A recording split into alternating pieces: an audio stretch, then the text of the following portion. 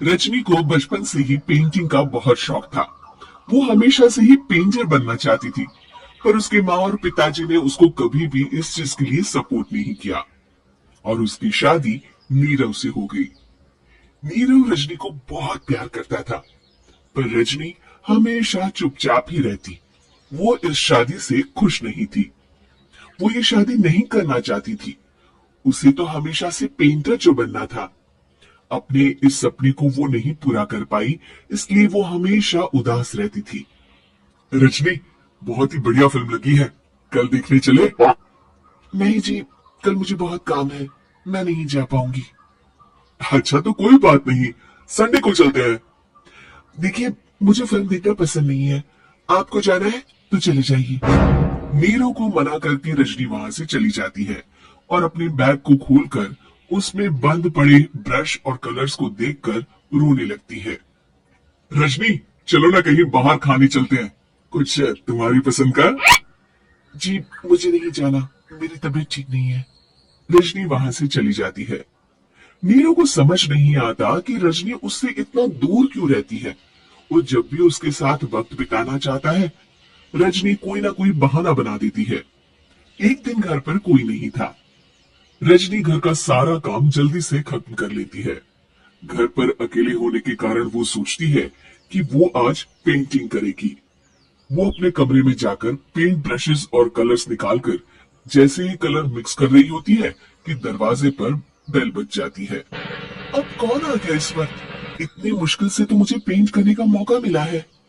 रजनी दरवाजा खोलती है तो उसकी सास अपनी सहेलियों के साथ खड़ी होती है और सब घर के अंदर आ जाते हैं। अरे बहू, सबको शरबत बनाकर पिला दे, बाहर तो बड़ी गर्मी है। उफ। जी।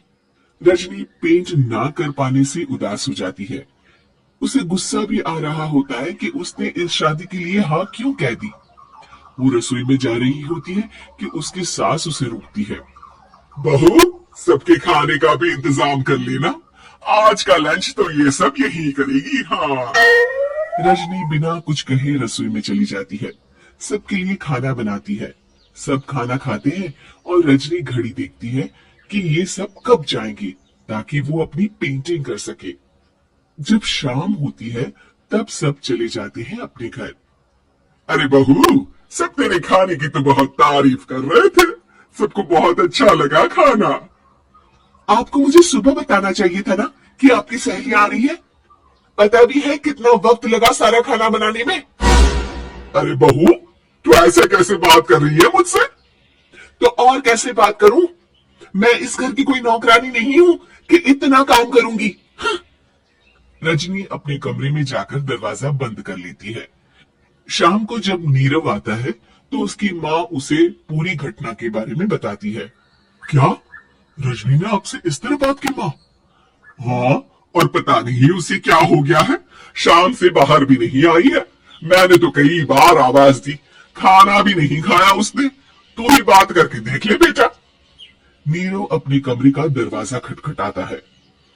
रजनी, दरवाजा खोलो, मैं हूं। रजनी दरवाजा खोलती है और फिर वापस जाकर अपने बिस्तर पर लेट जाती है। रजनी, माँ से बात करने का ये क्या तरीका है? मैंने कोई गलत बात नहीं की है। अरे तुम क्यों ऐसे बर्ताव कर रही हो सबके साथ? क्या तुम इस शादी से खुश नहीं हो? रजनी कुछ नहीं बोलती। अरे बताओ मुझे रजनी, क्या ये शादी तुम्हारी मर्जी के खिलाफ हुई है? हाँ, मैं ये शादी कभी नहीं करना चाहती थी। तुमसे क्या, मैं किसी से भी शादी नहीं करना चाहती थी। रजनी रोने लगती है। चुप हो जाओ रजनी, बताओ मुझे, तुम क्यों नहीं करना चाहती थी शादी? रजनी बेड के नीचे से अपनी पेंटिंग्स, कलर्स, ब्रश, पेपर्स निकालती है। इतने में उसकी सास भी कमरे में आ जाती है। ये देख रहे हो, ये थे मेरे सपने।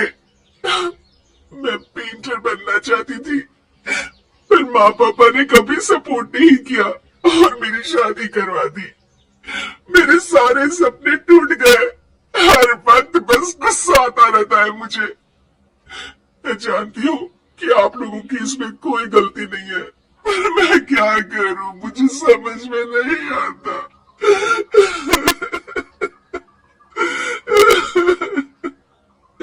फूट फूट कर रोने लगती है।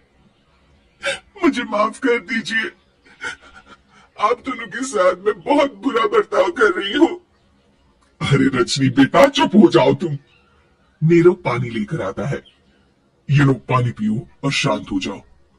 रजनी पानी पीती है और उसकी सास पेंटिंग्स देख रही होती है। अरे नीरव, हमें तो पता ही नहीं था कि हमारी बहू कलाकार है। अरे कितनी अच्छी पेंटिंग्स बनाई है, देखो तो। ये वाली तो मैं अपने कमरे में ले जाऊंगी। आपको ये पेंटिंग्स अच्छी लगी? अच्छी नहीं, बहुत अच्छी लगी। और तुमने हमें बताया क्यों नहीं? तुम जब चाहे पेंटिंग कर सकती हो रजनी। हम तुम्हारे सपनों को पूरा करने में तुम्हारा पूरा साथ देंगे। हाँ बेटा, हम कला की कद्र करते हैं। हम कलाकार तो नहीं, पर मुझे गर्व है कि मेरी बहू एक कलाकार है। रजनी, नीरव और सास तीनों हंस पड़ते।